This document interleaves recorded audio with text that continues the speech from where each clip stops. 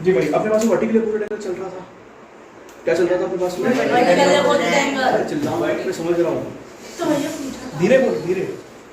हाँ से जो चल रहा था वो चल रहा था vertically opposite angle, vertically opposite. मेरे वर्टिकली अपोजिट एंगल के कुछ क्वेश्चंस मुझे आपको पहले करवाने थे, वो पहले देख लेते हैं। समझा दिया था वर्टिकली अपोजिट एंगल क्या होता है। अब हमारे पास का क्वेश्चन, सबसे पहला क्वेश्चन, सबसे फर्स्ट क्वेश्चन जो है, कहाँ बैठे? अच्छा लिख रहे हैं ना। ए, ये ओ, ये बी, ये सी, ये डी। वो भाई बीच में क्या जीरो लगा? ओ भाई ओ है ओ। अब ये जो एंगल आपके पास में है, ये मान लो ये एंगल है आपके पास में 50 डिग्री का। कितना एंगल है? क्वेश्चन हमारे पास है फाइंड एक्स वाई जेड। ये बोला हुआ। तो पहले तरीका देखो, सॉल्व कैसे करोगे आप इसमें? मैं बताऊं। Can I give answer? 120 नहीं 130। देख भाई, सबसे पहले आपके पास में करना क्या है, देखो इसको आप ब्रेक कर लो। जैसे कि ये हमारे पास में जो है, ये आपके पास में हो गया भाई सी पॉइंट, ये आपके पास में हो गया ओ, और ये आपके पास में हो गया डी। ये होमवर्क में दे रहा ये आपके पास में हो गया ए। देख भाई, इतना है एंगल 50 डिग्री का, और इतना एंगल आपके पास में है एक्स का। सही है। अब कभी हम बात करें सॉल्व कैसे करना है, आपने पहले बताया वो सब ये तो हो गया ना, बड़ा भैया। हम इस पर लगाएंगे लीनियर पेयर एक्सियम। क्या लगाएंगे? है। तो यहाँ पे सबसे पहले आएगा bye using linear pair, bye using linear pair, bye using linear pair axiom.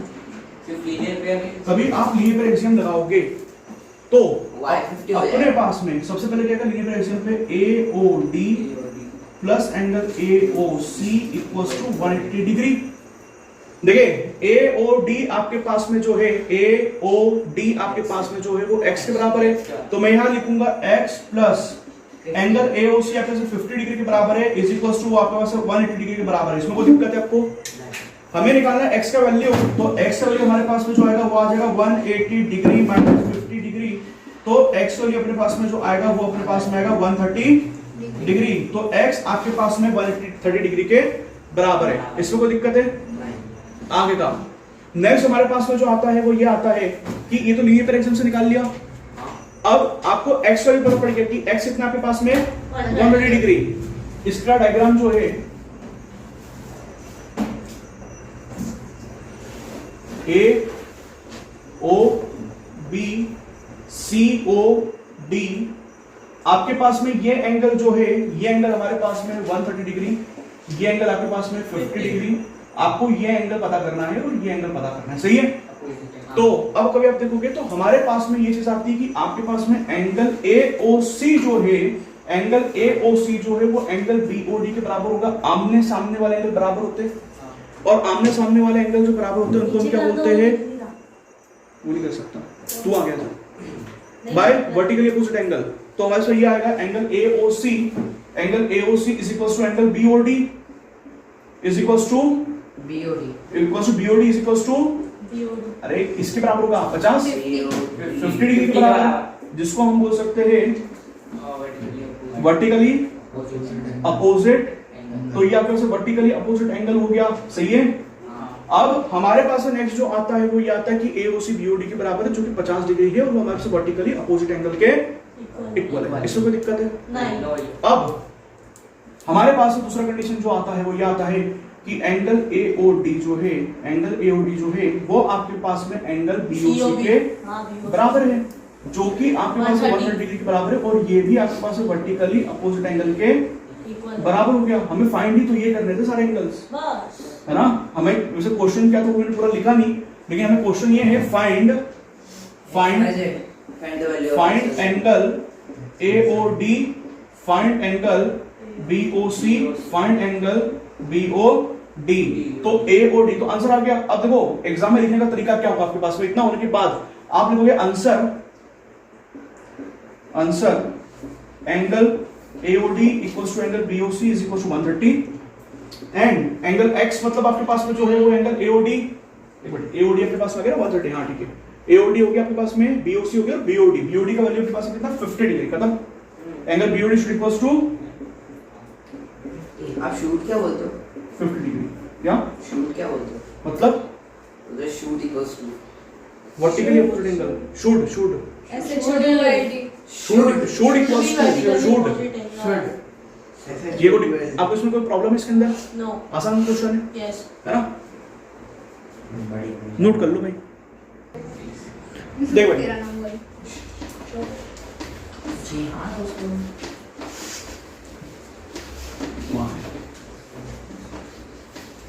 अपने पास नेक्स्ट जो चीज आती है भाई, काम की चीज आएंगी अब जो वर्टिकली अपोजिट एंगल जो होता है, वर्टिकली अपोजिट एंगल जो होता है वो मान के चलो कि कब और मतलब कौन से इसमें आप अप्लाई कर सकते हो वर्टिकली अपोजिट एंगल, वो चीज आती है। जैसे कि आप ऐसे सपोज करो कि हमारे पास में मैं आपको क्वेश्चन दे रहा हूं, जरा फाइंड करके पता है क्या आंसर आएगा। एंगल ए, ये O, ये B, ये आपके पास में आ जाएगा C O, और यहां आपके पास में जो आ गया वो आपके पास में आ गया D। तो ये A भाई, ये O हो गया, ये B हो गया, ये C हो गया, ये आपके पास में D हो गया, है ना? अब देख भाई क्वेश्चन में ये बोल के रखा है कि ये एंगल है 30 डिग्री। कितना एंगल है? 30। Find the value of x, find the value of y, find the value of easy z। है। करे फाइंड? अभी बता दूं? नहीं फाइंड तो कर पहले। आ गया अबे आंसर। कॉपी में लिख बेटा करना के है आप तो। बोलू नहीं बात करो। देखो अपने पास में कभी बोल के रखा हुआ है एंगल बी, जैसे कि कभी देखें तो भाई आपका क्वेश्चन विश्चन नहीं है, ये कंसेप्चुअल पार्ट है। कंसेप्चुअल पार्ट की कभी बात करूं तो इसे एक चीज का ध्यान रखिए, वर्टिकली अपोजिट एंगल कब लगता है? ये वर्टिकली अपोजिट एंगल हो ही नहीं सकता। ध्यान रखिए, vertically opposite angles are applicable only when vertically opposite angles, vertically opposite angles are applicable only, vertically opposite angles are applicable only when two lines intersects each other। अरे point है वो समझा रहा हूं, पहले सुन। vertically opposite angles are applicable only when two lines intersects each other। जो भी दिक्कत है बाद में पूछ, ठीक है? अरे तो अभी समझाया ही नहीं है, कॉल कर दो। अभी समझाया ही नहीं भाई। सुन, vertically opposite angles are applicable only when two lines intersects each other. जब दो लाइन क्या करें आपके पास में? Intersects each other, basic classes चला साइंस और फन वाली जो आती है। इंटरसेक्ट्स ईच अदर एंड ये चीज असली नहीं आई यार। बस इतना ही बहुत था। देखो intersects each other and passes, ऐसा भी लिख लो, passes through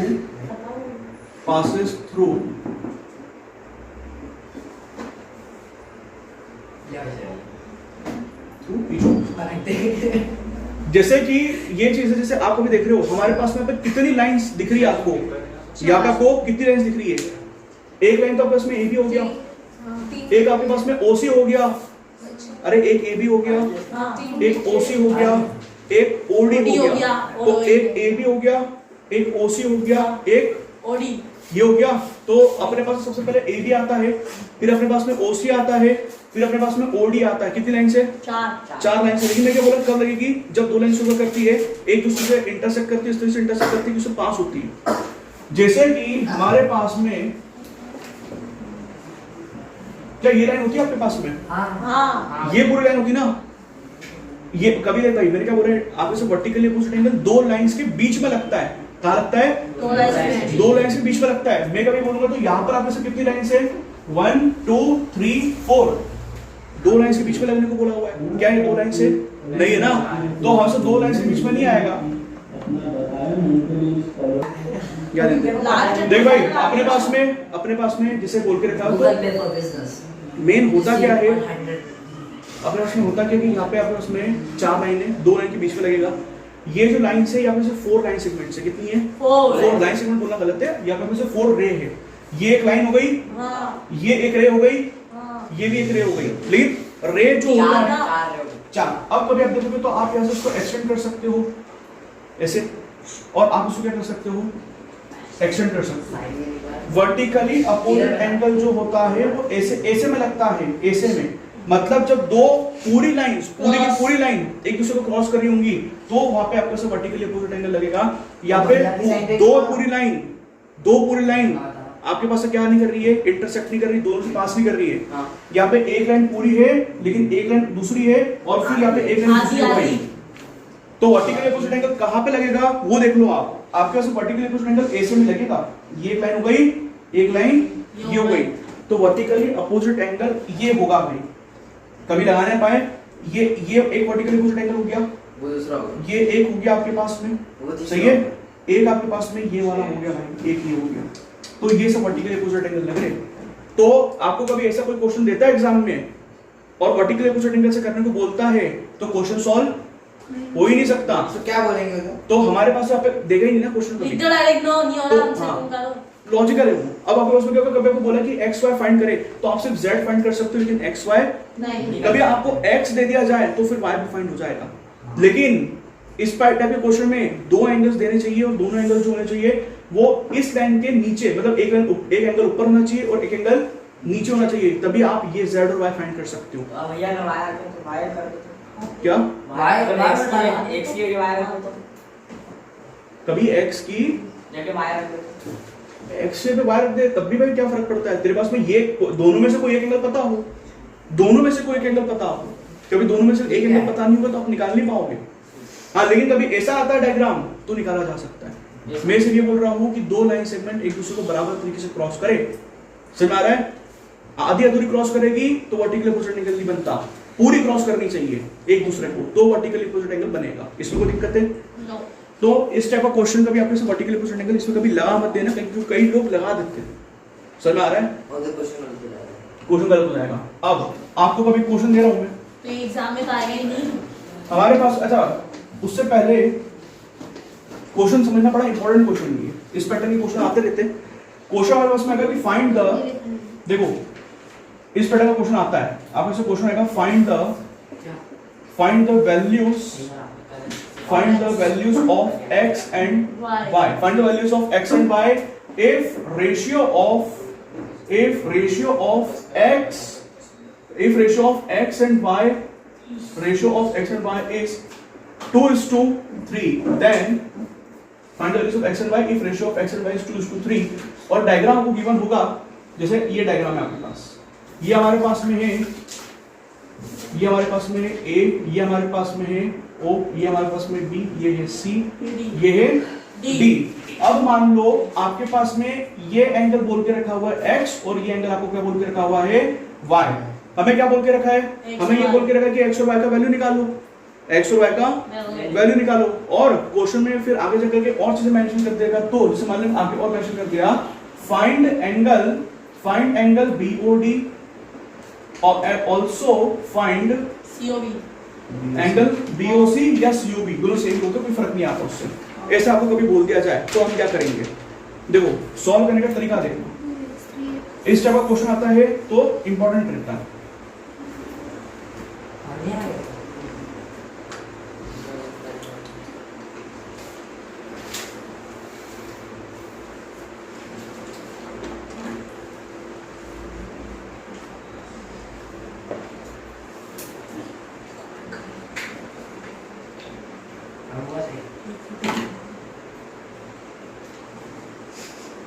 अब बात सुनो,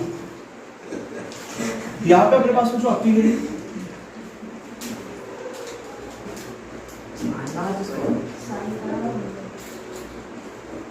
ये A, ये O, अरे हमें करना है क्या? ये B, मैं कर रहा हूँ C, ये D, ये आपके पास में X, ये आपके पास Y। पहली बात तो भाई रेशियो का मतलब बताओ, रेशियो का मतलब क्या होता है। मैं चाहूँ तो भाई इस क्वेश्चन को दो तीन तरीके से देख क्या होता है।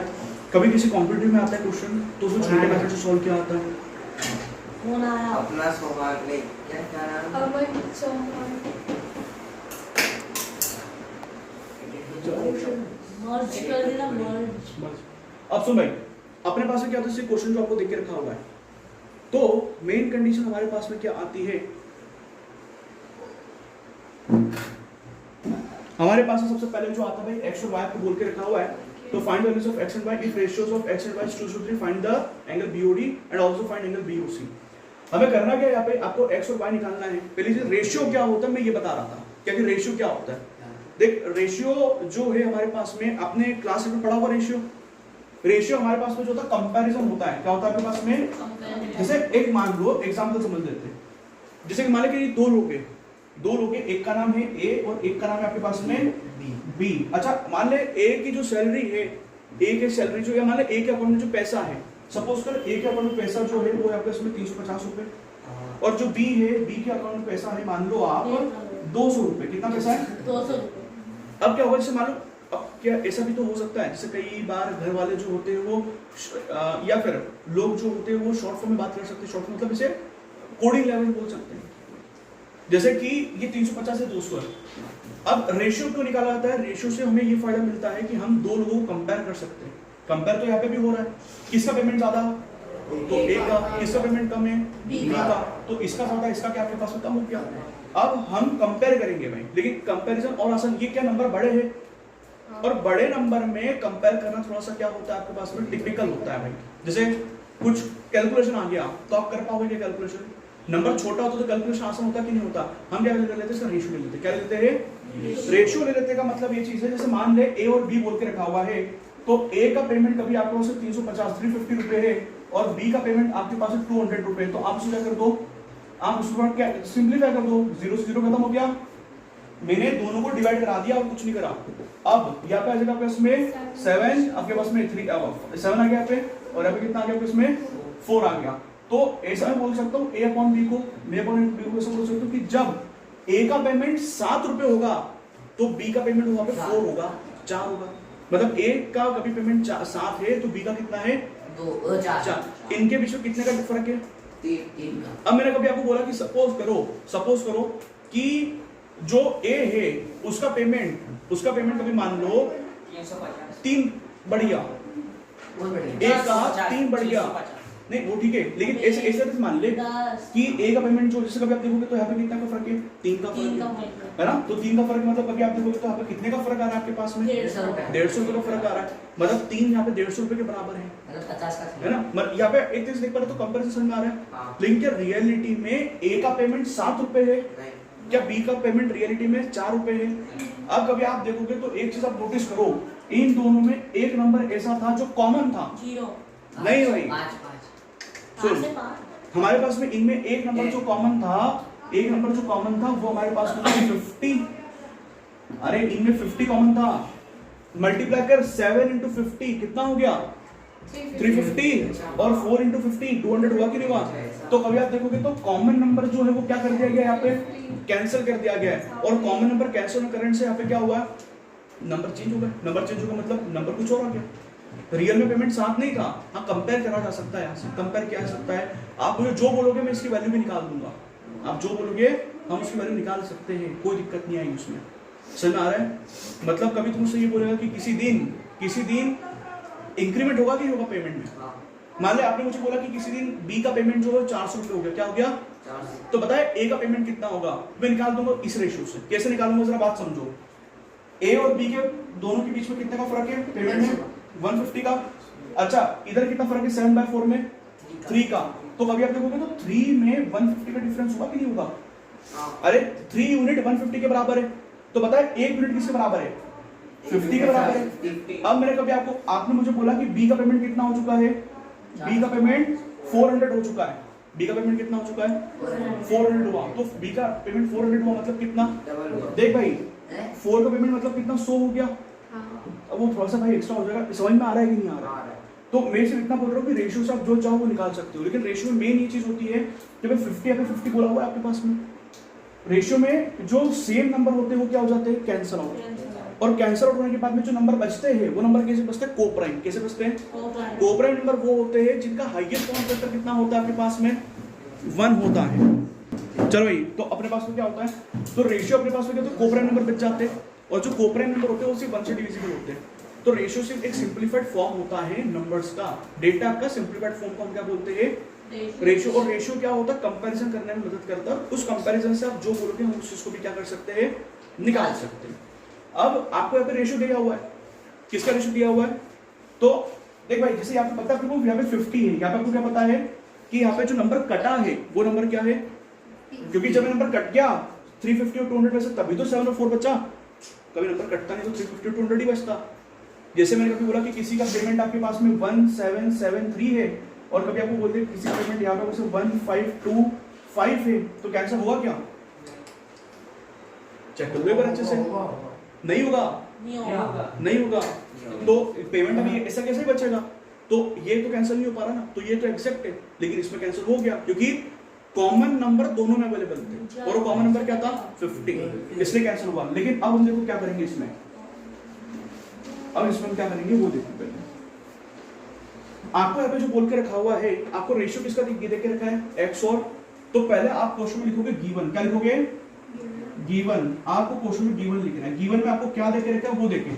एंगल AOC, एंगल AOC आपको दे के रखा हुआ है x के बराबर, है ना?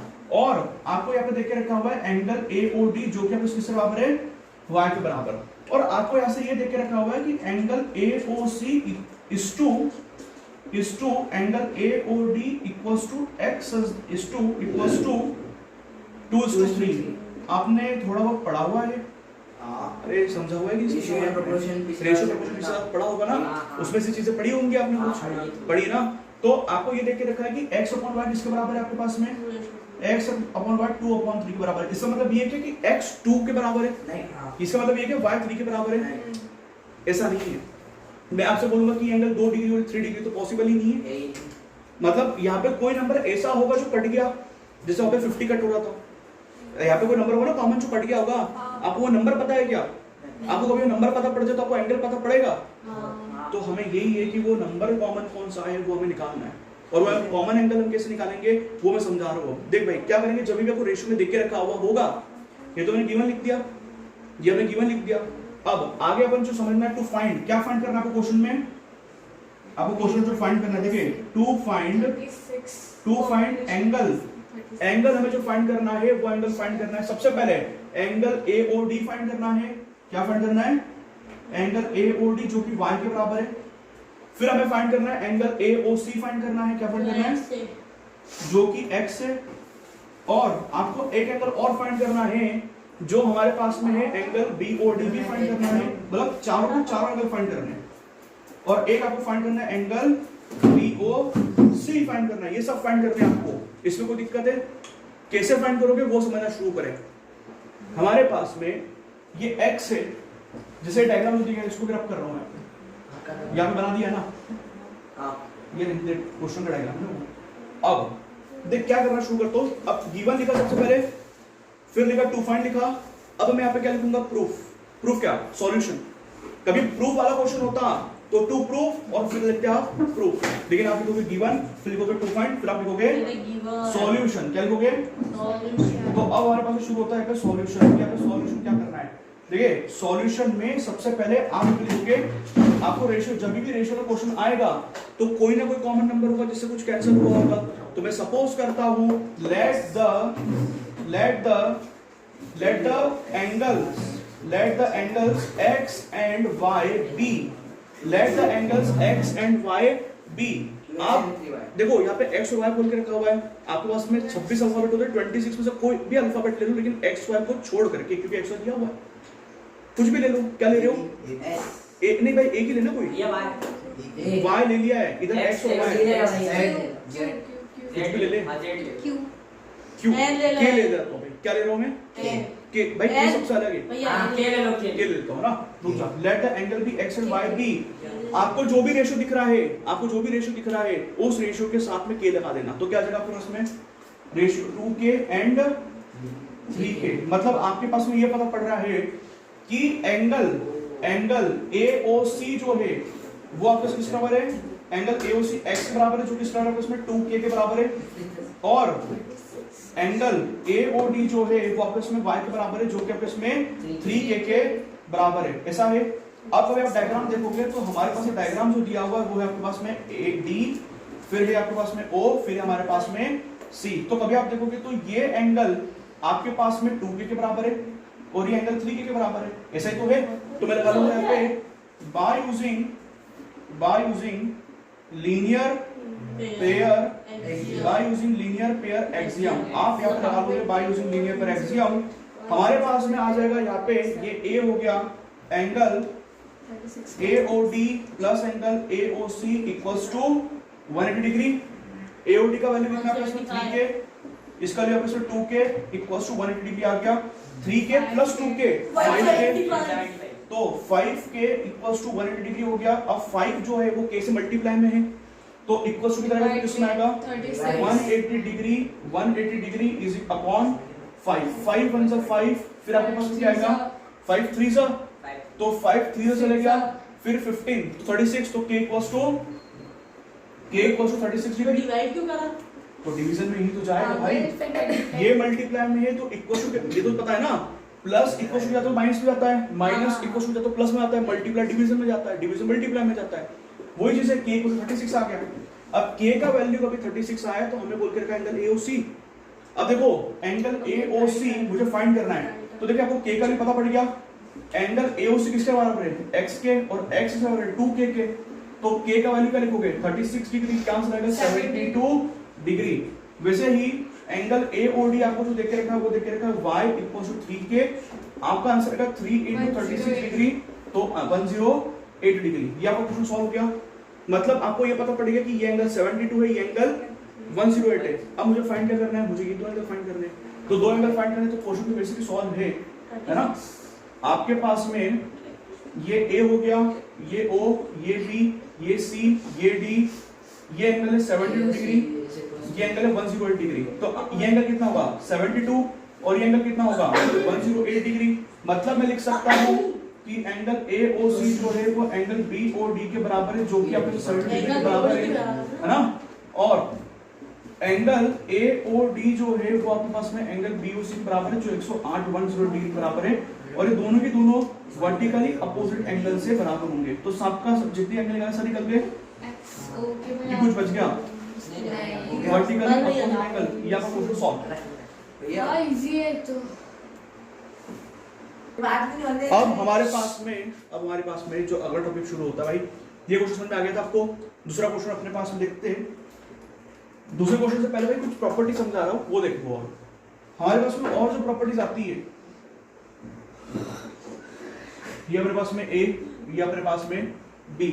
मैं आपको जो समझा रहा हूँ ट्रांसवर्सल बता चुका था। ट्रांसवर्सल वो लाइन होती है जो दो पैरल लाइन को कट करके जाती है, तो उस लाइन को हम नाम देते हैं भाई ट्रांसवर्सल। क्या नाम देते हैं, ट्रांसवर्सल नाम देते हैं। कभी मान ले तीन पैरल लाइन है, जैसे सपोज करो कि हमारे पास में एक लाइन ये है, ऐसा आपको बोल दिया जाए कुछ, ये तीन पैरल लाइन से एक ऐसा है कुछ, और एक ऐसा है। कितनी ट्रांसवर्सल है इसके अंदर ये बताए, कौन कौन सी, दो ही है, तीन तो पैरल लाइन से और दो ट्रांसवर्सल है। दो या तीन या चार पैरल लाइंस को उनके ऊपर से कट करके जाने वाली जो लाइन होती है उसी लाइन को ट्रांसवर्सल बोलते हैं, बाकी कोई ट्रांसवर्सल नहीं होती। ये जो कट हो रही है उसको बोले एक लाइन पे अगर कट हुआ तो इसको पैरेलल बोलेंगे। जो यूं दो पैरल लाइन को कट करने वाली लाइन जो होती है उसको ट्रांसवर्सल। जैसे आपको बोर्ड का ये वाला हिस्सा और ये वाला हिस्सा नजर आ रहा है, तो कभी आप देख रहे होंगे तो ये लाइन नजर आ रही है आपको ऐसी, ये ट्रांसवर्सल है, ये वाली ट्रांसवर्सल है। तो ट्रांसवर्सल में से दो लाइन को कट करके जाने वाली लाइन को ट्रांसवर्सल कहा गया है। हां मैं ये इसको क्या बोल रहे हैं, ये तो तीन लाइन है ना। किसको भैया, तीन लाइन को दो कट करके तो उसको तो तीन पैरल लाइन से हां और तीन पैरल लाइन को कट करके जाने वाली जो लाइन होती है उसका नाम ट्रांसवर्सल है। समझ में आ रहा है? हां तुझे ये ध्यान रखना है, पैरल लाइन को कट करके जाने वाली लाइन को क्या बोलते हैं। अब कितनी भी पैरल हो जाए क्या दिक्कत है, कितनी भी अब अपने पास में जो दूसरी चीज आती है, जैसे ए बी आपको बोल के रखा हुआ है। मैं आपको यहाँ पे जो बता रहा हूँ प्रॉपर्टीज बता रहा हूँ, अगली जो प्रॉपर्टी में शुरू कर रहा हूँ वो शुरू कर रहा हूँ अल्टरनेट इंटीरियर एंगल। तो हमारे साथ ए बी हो गया, यहाँ पे एक लाइन को बोल के मैंने सी डी बोल दिया। यहाँ पे एक आपके पास कुछ ऐसा आ रहा है, इसको हमने क्या नाम देते हैं, ई एफ नाम दिया। ठीक है, ये आपके पास में एंगल नंबर 1 है, ये आपके पास में एंगल नंबर 2 है, ये आपके पास में एंगल नंबर 3 है, ये एंगल नंबर 4, ये एंगल नंबर 5 है, ये एंगल नंबर 6 है, ये एंगल नंबर 7 है, ये एंगल नंबर 8 है। ठीक है, अब हमें जो पढ़ना है सबसे पहले वो मैं आपको सबसे पहले समझा रहा हूँ यहाँ पे alternate interior angle, alternate interior angle. दूसरा आपको समझा रहा हूँ वो हमें पढ़ना है यहाँ पे अल्टरनेट एक्सटीरियर एंगल। तो पहले मैं आपको लीनियर एंगल समझा चुका हूँ, हाँ। वर्टिकल अपोजिट एंगल समझा चुका हूँ, हाँ। वो दो प्रॉपर्टीज हो चुकी है, ये हाँ। आपकी थर्ड प्रॉपर्टी होनी है और ये आपके पास फोर्थ प्रॉपर्टी रहनी है, सही है। ये अल्टरनेट एक्सटीरियर एंगल होगा, क्या होगा आपके पास में, अल्टरनेट एक्सटीरियर एंगल हुआ। तो ये अल्टरनेट एक्सटीरियर एंगल और एक आपको पढ़ना है अल्टरनेट इंटीरियर एंगल। ये भैया सब मारा हमारा भी ये हमारा क्या है, एक्सटीरियर बनता है अपने पास में अल्टरनेट एंगल होता है। सुन, इसमें आपके पास 2 बोल के रखा हुआ है। देख इंटीरियर का मतलब होता है अंदर, अंदर समझ रहे हो आप, जैसे आपको ये दो लाइन दिख रही है पैरेलल, तो हमारे पास दो पैरेलल लाइन है, जैसे ये 3 4 ये 5 6 ऐसा बोल के रखा हुआ है। अंदर की बात चल रही है भाई, मतलब ये बोल रहा हूँ कि ये 3 4 5 6 हो गया अपने पास में, तो कंडीशन ये आती है कि 3 है ये 5 है, मतलब 4 एंगल इंटीरियर में है। कितने एंगल, 4। जो एंगल जो दो लाइन के बीच में होते हैं उन दो एंगल को, इन एंगल को हम बोलते हैं इंटीरियर। ये दो एंगल, ये जो लाइंस है, इन लाइंस के बीच में ये 4 एंगल्स है ना, इसलिए आप इन 4 एंगल्स को क्या बोल देते हो, इंटीरियर एंगल बोल देते हो। तो आपको ध्यान रखना है यहाँ पे एंगल 3 हो गया, 4 हो गया, 6 हो गया, 5 हो गया, ये सब की सब आपके पास में क्या है, इंटीरियर एंगल। ये सब आपके पास में इंटीरियर एंगल्स, ये सब हमारे पास में इंटीरियर एंगल्स कहलाते हैं। कोई डाउट इसके अंदर? अब आगे समझो, आपको बोल के रखा हुआ है alternate interior angle, alternate interior angle बोला हुआ है। तो हमारे पास में क्या आता है, जैसे कि आप देखोगे तो यहाँ पे 2 बोल के रखा हुआ है, एंगल 2 बोल के रखा हुआ है। ये क्या, एंगल 2, एंगल 1, एंगल 7, एंगल 8, कोई कुछ काम है आपको? इनका तो काम नहीं ना, आपको काम सिर्फ 3 4 5 6 का है। एंगल 3, एंगल 4, एंगल 5, एंगल 6 करूंगा क्या मैं अल्टरनेट इंटीरियर एंगल के लिए? ये आपको 3 दिख रहा है। अल्टरनेट समझना, अल्टरनेट वैसे हिंदी में मतलब बोलो तो एक छोड़ करके एक होता है, लेकिन इसका अल्टरनेट का मतलब वैसा नहीं है। अल्टरनेट का मतलब है 3 के आप ऐसे में देखो, क्रॉस में देखो, 5 तो 3 के क्रॉस में 5, तो इंटीरियर मतलब 3, एंगल 3 जो है वो किसके बराबर है, एंगल 5 के। 5 और वैसे ही एंगल 4 जो है वो किसके बराबर है आपके पास में, 6 के। एंगल 6 के बराबर है। इसको हम बोलते हैं alternate interior. Angle. Same condition alternate exterior angle की भी आती है। किसकी आती है, अल्टरनेट एक्सटीरियर एंगल। जैसे कि मान लो एक्सटीरियर, अब कभी एक्सटीरियर की बात करूं तो 2 बाहर 1 और 7 8, तो एंगल 1, एंगल 2, एंगल 7, एंगल 8 आपके पास में एक्सटीरियर एंगल से। कौन सा एंगल है, एक्सटीरियर एंगल से। एक्सटीरियर एंगल है तो ये एंगल 2 नजर आ रहा है आपको। एंगल 2 जो होगा वो किसके बराबर होगा आपके पास में, एंगल 8, और एंगल 1 किसके बराबर होगा आपके पास में, एंगल 7। तो इसको बोलते हैं अल्टरनेट इंटीरियर एंगल, इसको बोलते हैं अल्टरनेट एक्सटीरियर एंगल। इंटीरियर मतलब वो एंगल जो अंदर होंगे, तो एंगल 4 एंगल 6 से बराबर होता है, एंगल 3 एंगल 5 के बराबर होता है। वैसे ही एंगल 1 जो होगा वो किसके बराबर होगा, 7 के, और एंगल 2 किसके बराबर होगा, तो ये हमारे पास में अल्टरनेट इंटीरियर एंगल होता है और वो एक्सटीरियर हो गया। अब शुरू करा तो भाई अपने पास करस्पॉन्डिंग। वैसे करस्पॉन्डिंग से पहले क्वेश्चन देख लो, जो क्वेश्चन है ना, बड़ा हमको करना है। मैं करा दूंगा पहले, क्योंकि अभी पहले क्वेश्चन है ना, अभी तुम्हें पहले कराता हूँ, लिख ले पहले इसको। सुनो, तो यहाँ तक में कोई दिक्कत नहीं है आपको, यहाँ तक में कोई प्रॉब्लम नहीं ना, नहीं। अब इसका क्वेश्चन देखो।